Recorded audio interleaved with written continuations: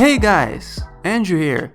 Today we are making velvety and cheesy mac and cheese. Hope you're doing well and let's get started. This recipe will yield enough macaroni for one person. Again, if you want to do it for more than one person, double, triple or quadruple the recipe. Okay, now, first get yourself a pot full of water and add like a tablespoon of salt on high heat until it's bubbly. You know what I mean.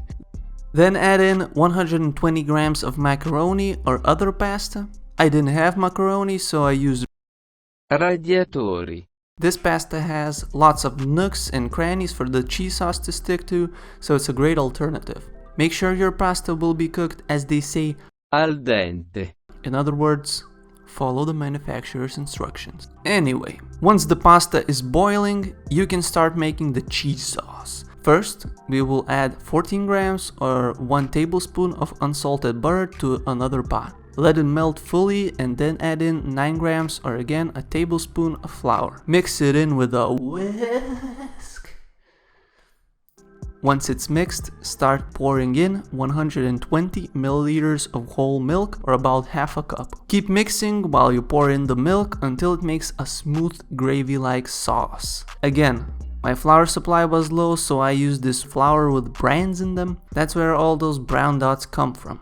Don't worry about it. Okay, now you can turn off the heat and add in 90 grams or about a cup of grated cheese. I used half white and half orange cheddar cheese. Orange cheese gives it that iconic orange look. Salt to taste. Now, I forgot to add 18 grams or 1 tablespoon of crème fraiche or sour cream if you don't have any crème fraiche laying around. But I think it's optional because the sauce turned out great anyway. Okay, and the last thing to do is adding in the pasta to the sauce. Mixing it well until all the pasta is covered with gooey cheesy sauce. And you're done. Easiest and fastest mac and cheese in existence. Even the Kraft packaged mac and cheese takes longer. Well, maybe not, but it tastes 10 times better.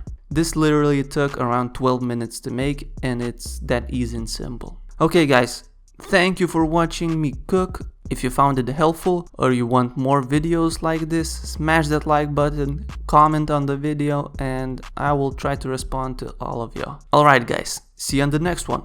Take care. Peace!